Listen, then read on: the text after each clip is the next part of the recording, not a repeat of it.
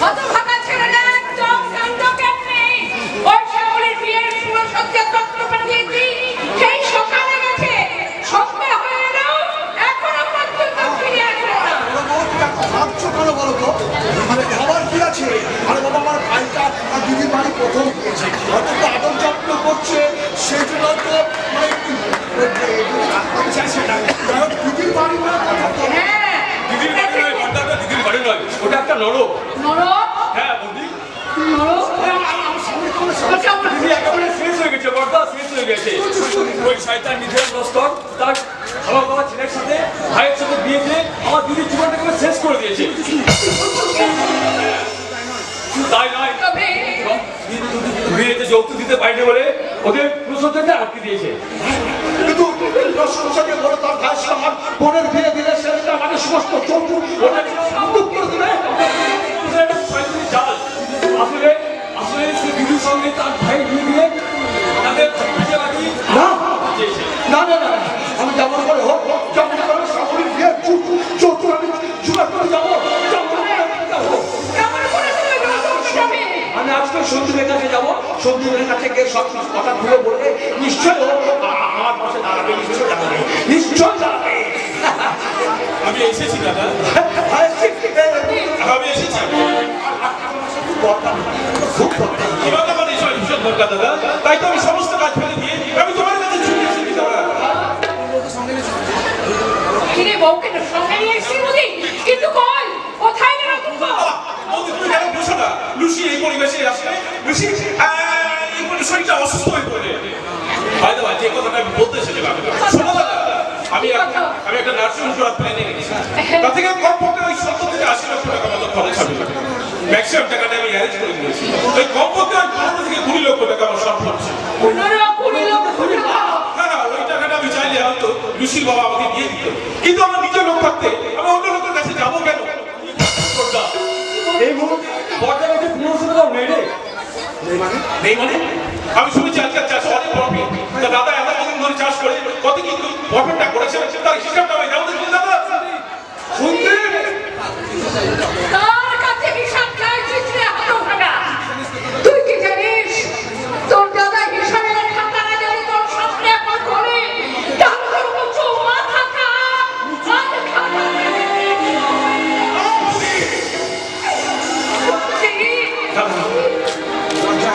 লজ্জায় আমার মাথাটা নিচু হয়ে যাবে। আমাকে না জানিয়ে তোমরা যে ব্যাংকে টাকাগুলো জমিয়েছো সেই টাকাটার হিসাব জানলে ওই দাদার মাথাটা লজ্জায় মাটিতে মিশে যাবে। তুই ঠিক বলছিস। সত্যি সারা জীবন অক্লান্ত পরিশ্রম করে দাদা মাটিতে মিশে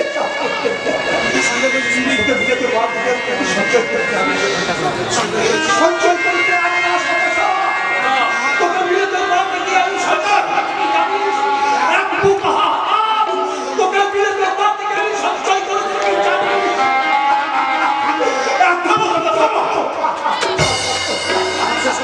আমার শেষ কথাটা তুমি শুনে না দাদা, তুমি আমাকে ছোট্ট থেকে মানুষ করেছো, তাই তোমার কিন্তু কথা থাকা উচিত। সেই জন্য জাস্ট আমি জমির ওই ভাগটা হবো না, তাই বলে ভিটে বাড়ির ভাগটা আমি কিছু দিই। হয় টাকা দাও, তাহলে ভিটে বাড়ির ভাগটা আমাকে আমি ওটা বিক্রি করে দেবো দাদা। তুই বলে বিক্রি করবি কেন? বাড়িটা হচ্ছে বেহাত বিহাত হয়ে গেছে মানে ওর বিলেতে খোঁজ করতে না পারে দাদা এই বাড়িটা বন্ধ দিয়েছে। তুই এই বাড়িটা ছাড়িয়ে দে। তোর সবাই মিলে আমাকে ঠকিয়েছিস, তাদের কথা আমি বলছি তাই রাখতে পারবো না।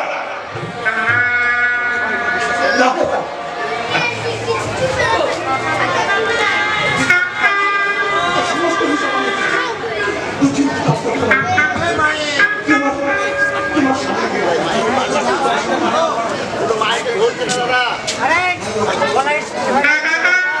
শাবরী, দাদা শাবরীর বিয়েটা যেহেতু নিজে একা হাতে দিয়েছো, তাই তাই তো আমার যৌতুকের দায়িত্বটা সম্পূর্ণ তোমার দাদা।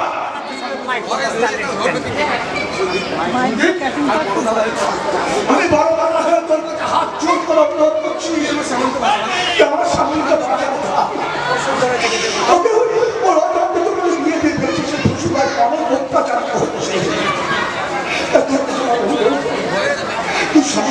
বাঁচা। তোর পায়ে ধরে বলছি,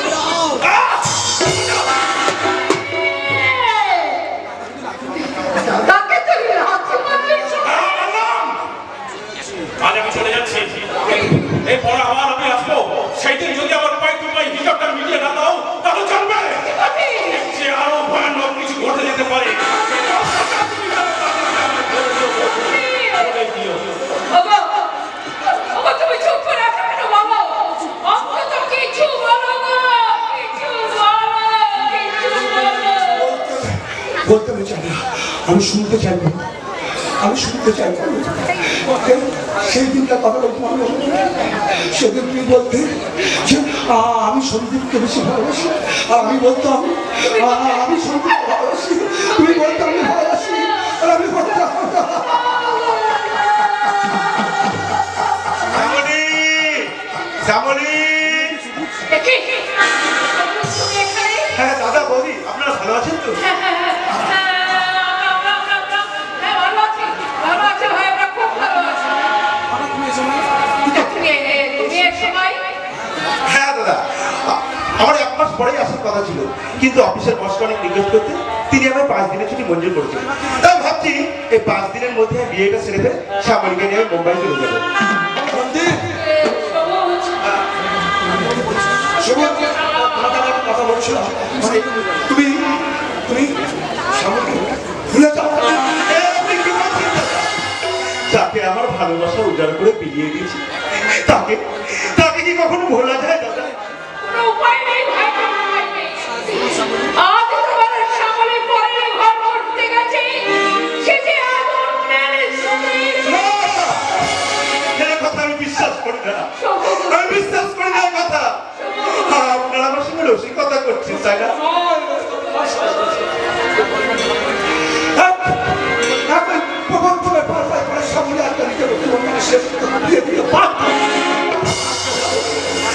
আমার কি হয়তো কোন সুযোগ্য পাত্রের হাতে আপনার বোনকে তুলে দিয়েছে, কিন্তু আমার বড় জানতে ইচ্ছা করছে শ্যামলী, শ্যামলী আমি তো সুখী হয়েছি তো? কি করে সুখী হবে ভাই বলতে পারছি না। স্বামী সোহাগের নয়, তার স্বামী একটা হাওয়া বিকার। আপনারা কি করেছেন বৌদি? একটা হাবা গোবা বিকলঙ্গের সঙ্গে শ্যামলীর বিয়ে দিয়ে শ্যামলীর জীবনটাকে আপনারা নষ্ট করে দিলেন। আমরা কি জানতাম না? আমরা জানতাম না। ওই মেয়েরা ভাস্কর চক্রান্ত করে শ্যামলকে বিয়ে দিত না। শ্যামলের সুখে পেয়ে কি করেছেন আপনারা, কি করেছেন? মাত্র 15টা দিন আমি এখানে ছিলাম না, তার মধ্যে শ্যামলীর জীবনে এত বড় অঘটন ঘটে গেল। দাদা, শ্যামলীর জীবন আমি এভাবে নষ্ট হতে দেবো না। শ্যামলীকে যেভাবে হোক ওই চক্রান্তের হাত থেকে বের করে আনবোই। তারপর তারপর নতুন করে ওকে আমি আমার ভালোবাসার স্বীকৃতি দেবো।